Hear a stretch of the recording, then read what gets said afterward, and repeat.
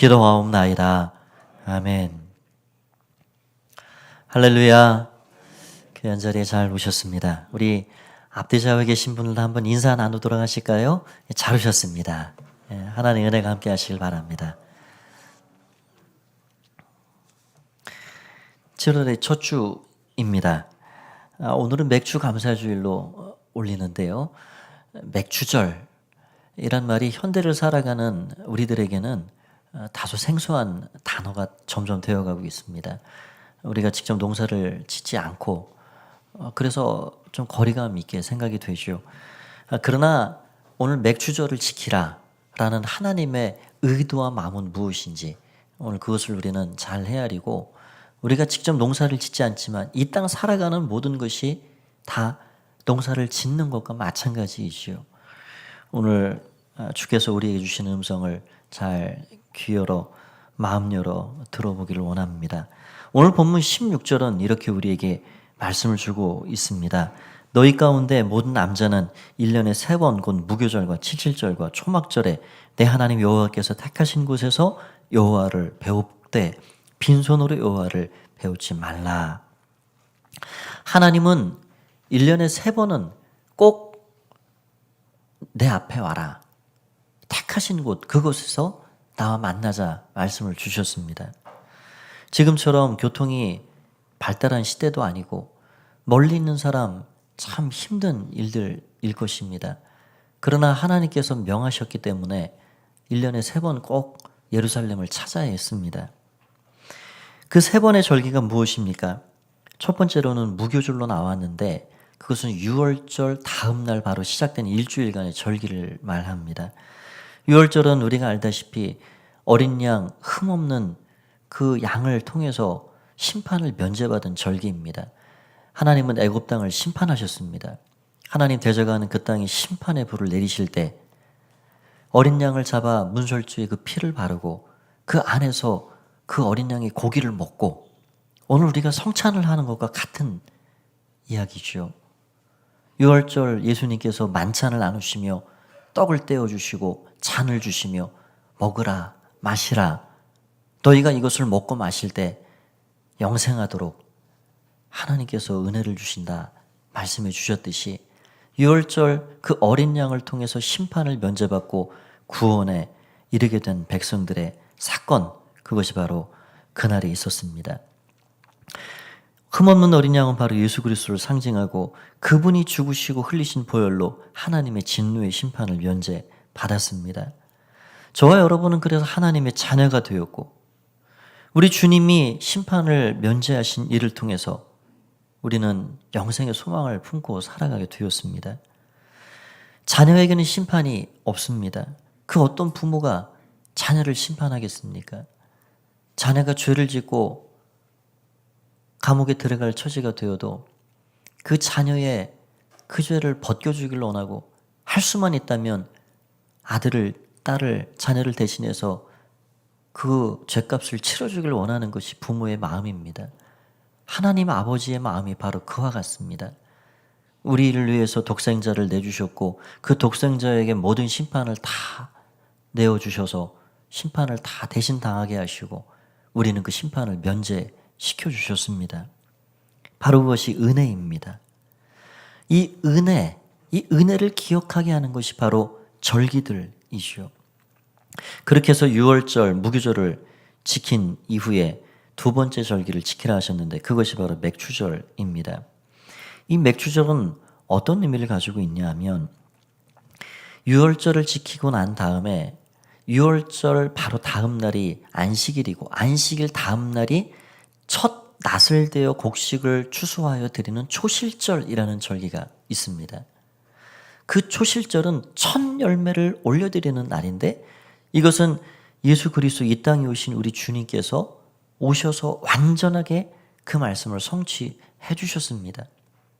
6월절에 우리 주님은 잡히셨고 십자가에 못 박혀 죽으셨고 안식일 다음 날 바로 초실절에 우리 주님은 부활의 첫 열매로 그렇게 다시 살아나셨습니다.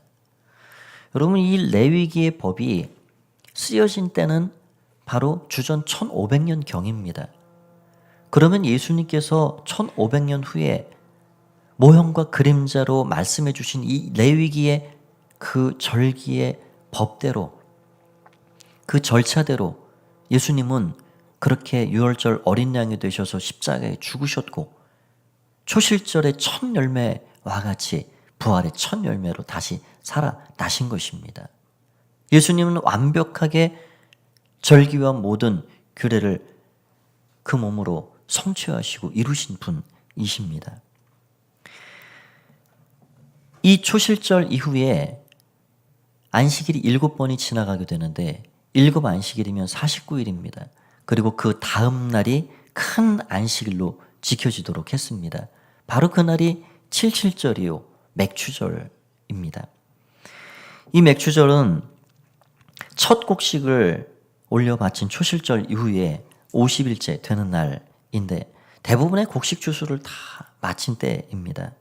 여름 추수를 다 끝내고 밀 보리의 추수를 다 마치는 그때에 가장 첫 열매를 잘 보관해 두었다가 그 좋은 것을 하나님 앞에 올려드리는 절기입니다. 그러니까 여러분 한번 연관해서 생각을 해보십시오. 초실절에 첫 추수된 것을 올려드린 그 백성들의 마음에 이제 50일 후면은 맥추절이 찾아오는데 어떤 기도를 드리고 그것을 올려드렸을까요? 하나님, 우리의 땀의 수고로 첫 곡식을 주셔서 감사합니다. 이제 7 안식일이 지나면 맥추절이 찾아오는데 모든 곡식의 추수가 거의 마무리될 그런 시기가 찾아오는데 하나님 은혜 가운데 한재도 피해 주시고 더위도 막아 주시고 모든 메뚜기와 곤충의 해로부터도 지켜 주시고 이 첫 곡식을 하나님께 감사로 드린 것처럼 하나님 앞에 맥추절도 풍성한 수확을 우리에게 주셔서 감사함으로 올려드릴 수 있도록 하나님 지켜 주옵소서. 그런 마음을 가지고 하나님 앞에 나아가는 시기가 바로 유월절이요 맥추절 50일 어간에 있는 절기입니다. 여러분, 그러니 정말 귀한 하나님 주신 축복으로 맥추절의 예배를 드린 이들의 마음이 얼마나 감사할까요? 유월절 어린 양을 통해서 애굽의 종노릇하고 매어 사는 인생, 소망도 꿈도 없이 하나님도 알지 못하고 살아갔던 옛사람에 속해 있었던 인생,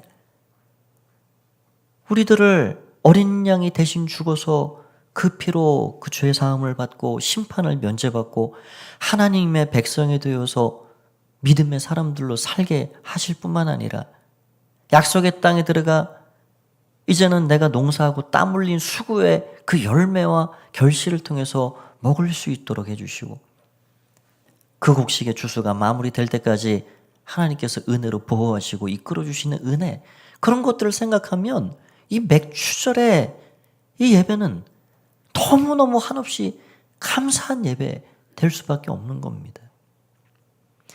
그래서 맥추절을 지키라. 그리고 마지막 지키라 말씀하신 것은 초막절, 장막절입니다. 약 4개월이 지난 뒤에 지키는 절기인데요. 4개월 뒤로 가면 올리브, 그런 올리브와 포도, 이런 곡식이 아닌 이런 유대인들에게는 올리브와 포도라는 것은 그들의 아주 중요한 그런 양식 중의 일부요, 삶의 부분과 같았습니다. 그 올리브와 포도 농사를 다 마쳐 놓은 다음에 창고에 저장을 마치고 그리고 시간이 이제 좀 여유로워졌을 때 초막을, 장막을 그렇게 짓고 일주일간 장막 생활을 하면서 우리 조상들이 어떻게 광야 시절 40년간 어떻게 살아갔는가? 농사할 수 없고 뭐가 주어지지 않는 그때 건조한 땅에서 어떻게 우리가 지금 여기까지 왔는가를 기억하라 하는 것이 바로 초막절입니다. 아, 만나를 먹었지. 생수를 마셨지. 구름기둥 불기둥이 우리를 한순간도 떠나지 않았지. 하나님의 손길로 우리가 그 광야를 통과했지. 아, 지금도 그 하나님께서 우리 삶을 여전히 이끌어 주시고 채우시고 함께 하시지. 그것을 기억하고 그 은혜를 잊지 말고 내 앞에서 살아가라 라고 절기를 지키라고 말씀해 주신 것입니다. 여러분, 그러니 이 절기라는 것은 하나님께서 내가 택한 그곳에 모든 백성들은 다 찾아 나와 만나자라고 말씀하신 이 절기는 그 백성들을 힘들게 하려고 하나님이 명령하신 것이 아닙니다.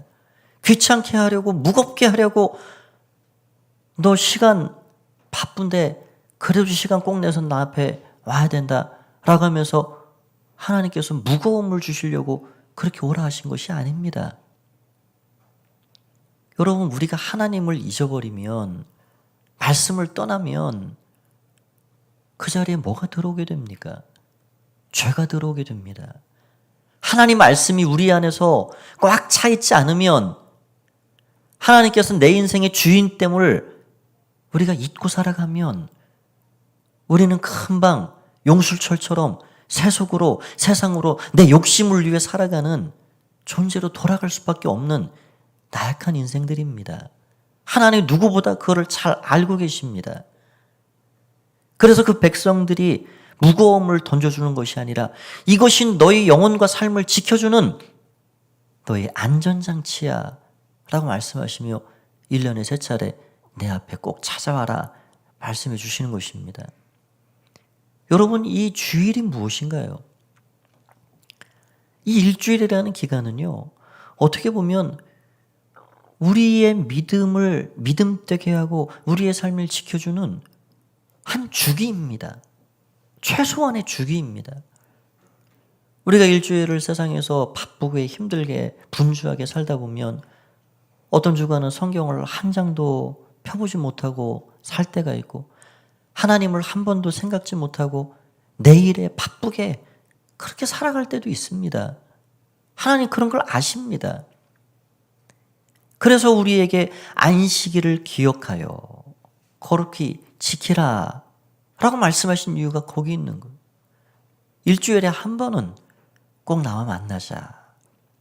일주일에 한 번은 너의 세상의 모든 것들을 다 중단하고 내려놓고 너희 일을 쉬고 내 앞에 와서 나를 만나라. 나를 기억해라. 여러분, 그래서 주일 예배를 빠짐없이 잘 드리는 분들은요, 믿음이 밀려나지 않습니다. 믿음이 떨어지지 않습니다. 그 믿음이 늘 유지되는 거예요. 여러분들은 평생에 하나님 앞에 이 안식일, 이 주일을 거룩히 기억하고 잘 지켜나가는 그런 믿음의 삶을 살아가시는 모든 성도들이 다 되시길 바랍니다. 여러분, 이게 안전장치입니다. 우리를 복되게 하는, 하나님께서 우리를 세우시고 그렇게 하나님 기억하고 살도록 만들어주신 안전장치, 그것이 바로 이 주일이다 하는 것입니다.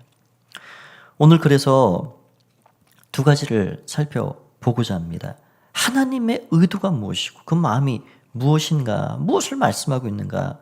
첫 번째로 기억하고 지키라 하는 것입니다. 저를 한번 따라서 해보시겠습니까? 기억하고 지키라.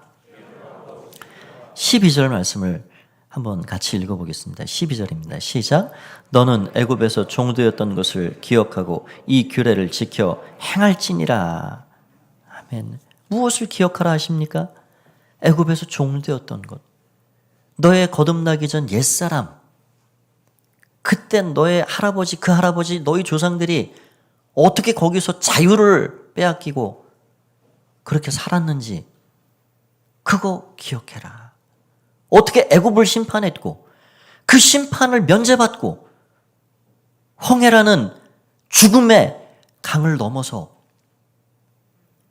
구름기둥, 불기둥, 만나와 생수를 먹고 이 약속의 땅까지, 원래 자기 땅도 아닌 그 약속의 땅을 선물로 받기까지 이 자리까지 왔는지 너희 그것을 기억해라. 여러분, 사람은 망각의 능력이 탁월합니다. 어떻게 보면 그것도 하나님께서 우리에게 주신 은혜의 메커니즘입니다. 한번 생각해 보십시오. 정말 극도의 분노, 슬픔, 고통, 그런 것들이 잊혀지지 않고 계속 우리 안에 남아있다. 소시적부터 내가 당한 아픔, 슬픔, 분노, 그런 상처받을 일들이 우리의 기억에서 사라지지 않고 계속해서 남아있다. 그럼 우리는 다 정신병 걸릴 거예요. 있는 게 은혜입니다. 있는 게. 빨리 잊어버릴 수 있도록 하나님은 우리의 기억력을 그렇게 만들어 주셨어요. 그런데 인간이 이렇게 보면 좋은 것은 빨리 잊어버려요. 은혜 받고 사랑받고 하나님이 우리에게 주신 이 평범한 일상의 이 소중한 것들, 이런 것들은 얼마나 쉬있고 빨리 있고 그래서 생각지 못하고 살아가는지. 좋은 기억들은 휘발성이 뛰어납니다. 금방 날아가 버리고 내 기억에서 사라져 버립니다. 그런데 아픈 기억들은요, 거기 본드를 발라놓듯이 접착제로 붙여놓듯이 우리의 기억에서 자꾸도 머물러 있는 거예요. 하나님 그런 걸 아십니다. 그래서 자꾸 내 앞에 와라. 안식일을 기억해 내 앞에 와라. 말씀하시는 거예요. 여러분, 사람의 감정이라는 것이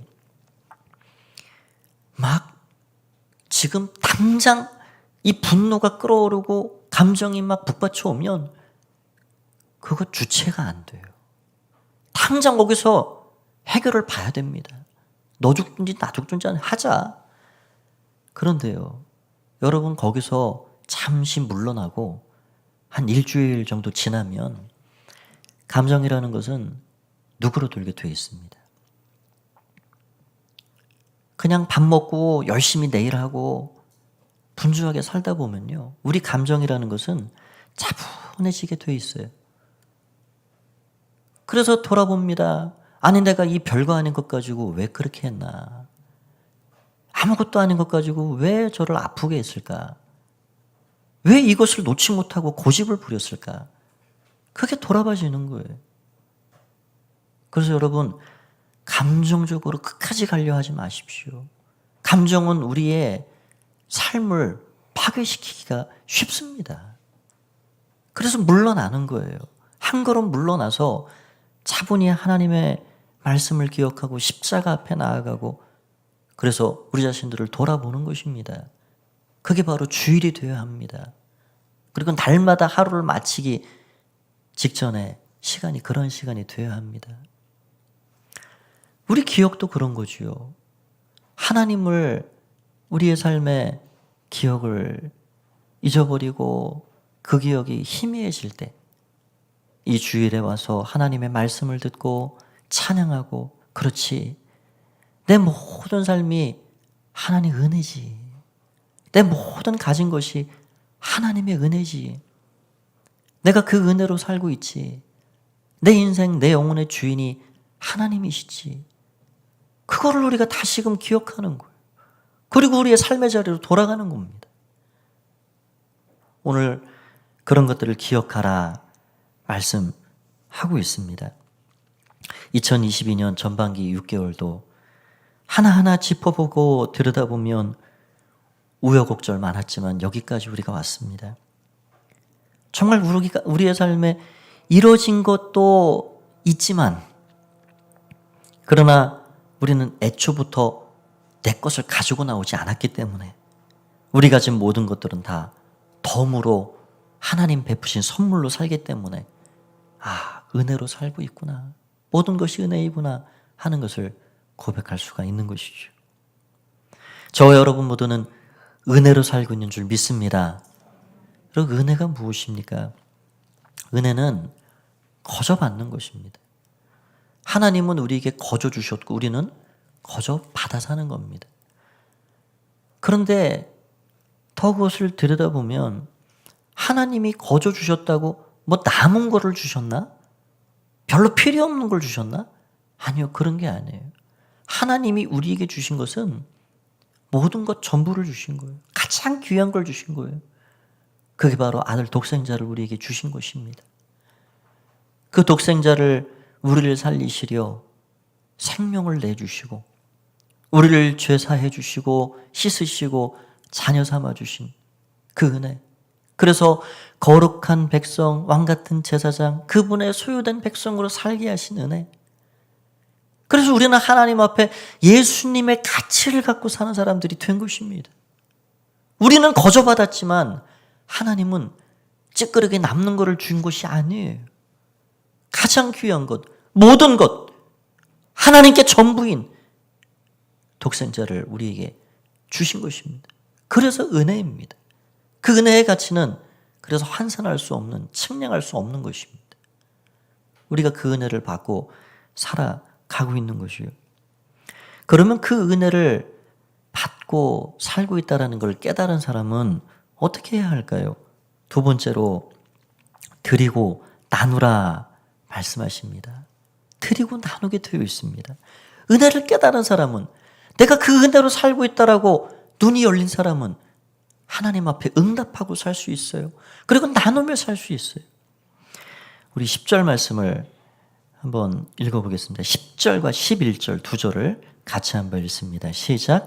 내 하나님 여호와 앞에 77절을 지키되 내 하나님 여호와께서 내게 복을 주신 대로 내 힘을 헤아려 자원하는 예물을 드리고 너와 내 자녀와 노비와 내 성중에 있는 레위인과 및 너희 중에 있는 객과 고아와 과부가 함께 내 하나님 여호와께서 자기의 이름을 두시려고 택하신 곳에서 내 하나님 여호와 앞에서 즐거워할지니라. 아멘. 감사함으로, 자원함으로 하나님께 내가 받은 복을 따라서, 내가 받은 복을 따라서 드려라 말씀합니다. 여러분, 우리 모두는 단 한 사람도 예외 없이 복을 안 받은 사람이 없습니다. 인정하십니까? 우리는 다 하나님 복을 통해 살고 있는 사람들이에요. 내가 받은 복대로, 그 복을 따라서 내 힘이 닿는 것까지 자원함으로. 그럼 자원한다는 말이 감사함이라는 거죠. 억지로가 아니라는 거예요. 자원함으로, 감사함으로. 내가 어떻게 살고 있는지 너가 깨달았다 그러면 자원함으로, 감사함으로 내가 받은 복을 따라 내 힘대로 내 앞에 드리라. 여러분, 하나님이 뭐가 부족하고 뭐가 없어서 그렇게 하셨을까요? 아니요. 그 드린 것으로 어떻게 하라 하셨습니까? 읽은 11절 말씀에 보면 너희 성중에 있는 고아도 있고 나그네도 있고 과부도 있고 레위인도 있고 여러 필요가 필요한, 공급이 필요한 사람들, 그 사람들을 돌아봐라. 여러분, 3번의 절기를 가지고 그걸 하라 그러시는 거예요. 돌아봐라. 여기 욕심꾸러기들은요, 그게 안 됩니다. 욕심이 있으면 자꾸 모으려고 내 것 하고요. 그리고 위축돼요. 거기에는 풍성함이라는 거 없습니다. 그러나 하나님은 너가 거하는 내 앞에 나와 맥주에 예배를 드리고 절기를 지키는 너가 거하는 그 성중에 내가 충만한 기쁨과 즐거움을 줄 것이다. 내 앞에 첫 곡식을 드렸느냐? 그러면 그 곡식을 가지고 잔치를 벌여서 이웃을 초청해서 고아도 객도 나그네도 과부도 다 청해서 함께 먹고 함께 마시고 함께 즐거워할 수 있도록 그렇게 하라라고 말씀해 주고 있는 거예요. 여러분, 나누면 기쁨이 충만합니다. 나눔 가운데 주님의 은혜가 있습니다. 드리는 사람의 마음은 늘 가장 첫 것 귀한 걸 드릴 줄 그래서 알아야 하는 것입니다. 우리가 주님 앞에 드리는 11조와 예물도 마찬가지입니다. 지금 이 백성들이요, 다 본인들 상품같이 좋은 것들 내다 팔고 나머지 걸 드리라 그러신 것이 아니에요. 우리가 드리는 헌금도 마찬가지입니다. 우리의 11조는 다 내가 쓰고 먹고 누리고 할 것들을 다 쓰고 남은 그거 가지고 드리는 것이 아닙니다. 그러면은 헌금을 드리지 못할 사람들이 많습니다. 우리가 드리는 헌금은 가장 첫 것, 그 중에 가장 귀한 것을 먼저 드리는 겁니다. 그게 11조의 예물이에요. 그리고 주일에 올 때 우리가 하나님 앞에 그 귀한 마음을 담아 예물을 올려드리는 것입니다. 그게 하나님이 우리에게 명하신 것이고 우리가 그 하나님을 기억하라 하는 통로가 되기 때문에 그렇게 하라 하시는 거죠. 예수님은 하늘의 것을 나누시려 이 땅에 오셨습니다. 그분이 가지고 계신 생명을 나누시고 우리는 그분이 주신 것들을 다 받고 살아갑니다. 그것이 은혜이고 그 은혜는 나눠지고 나눠지면 기쁨과 즐거움이 더 풍성해집니다. 하나님의 은혜와 사랑을 받고 살아가는 우리 가포교회 성도님들 모두는 그렇게 나눔의 삶을 통해서 축복의 통로로 많은 사람들을 유익하게 하고 즐겁게 할 수 있는 그런 하나님의 사람들로 다 살아가시길 바랍니다. 오늘 주님의 살과 피를 우리가 대하게 됩니다. 하늘의 것을 나누시려 이 땅에 오신 그 주님의 사랑받은 우리가 한 주간도 살아가시면서 우리 주님의 풍성한 은혜를 우리 사는 곳곳에 직장에서 가정에서 나누며 살아가는 그런 믿음의 삶 모두가 살기를 주의 이름으로 간절히 축원드립니다. 박수를 한번 올리겠습니다. 감사합니다. 함께 자리에서 일어나셔서 한 분 앞뒤 좌우 계신 분 인사 나누실까요? 한 주간도 믿음으로 사십시오. 승리하십시오. 감사하며 사십시다. 예, 감사합니다. 하나님의 은혜가 우리 가운데 함께하길 원합니다. 우리 감사의 마음을 담아서 이 땅에 오신 주님, 거룩하신 주님을 우리 찬양하고 축도로 예배를 마치도록 하겠습니다.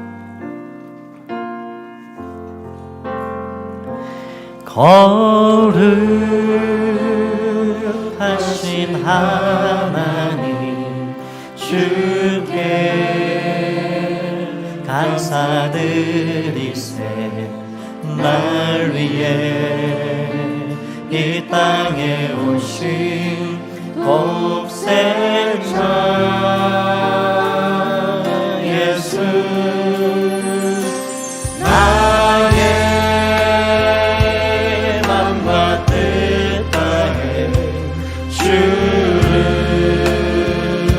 사랑합니다. 날 위해 이 땅에 오신 독생자. 우리 다시 한번 찬양합시다. 거룩하신 하나님, 거룩하신 하나님 주께 감사드리세. 날 위해 이 땅에 오신 독생자 예수. 내가 약할 때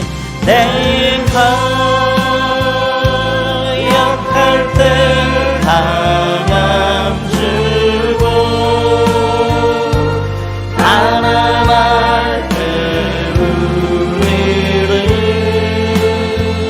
의롭게 하신 나의 감사. 내가 약할 때 강함 주고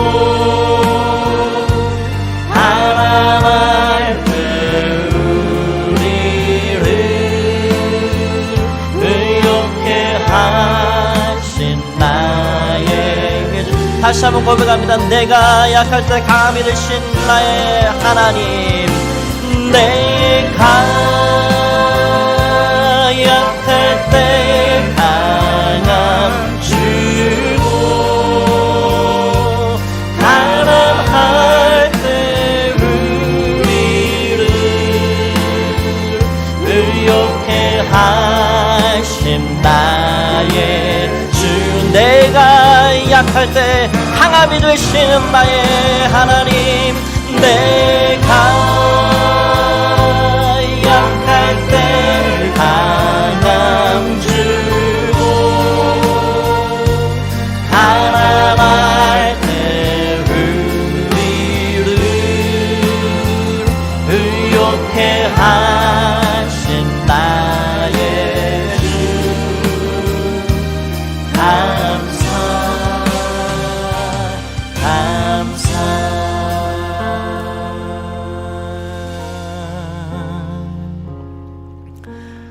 기도합니다. 살아계신 주님, 오늘도 감사한 마음을 가지고 우리의 삶의 자리로 돌아갑니다. 모든 무거운 것, 얽매인 것, 근심 걱정은 사라지고 우리 주님의 은혜만 충만하여 늘 감사를 기억하고 우리의 삶 현장에서 6일 동안 믿음의 삶을 살아가는 우리 모두가 되게 하여 주시옵소서. 이제는 주 예수 그리스도의 은혜와 하나님 아버지의 사랑하심과 성령의 교통하심의 은혜가 오늘 우리에게 주신 복대로 감사함으로 하나님 앞에 예배하며 삶의 자리로 돌아가는 가포의 모든 믿음의 가족들 가운데 영원히 함께 하옵시기만을 간절히 축원하옵나이다. 아멘.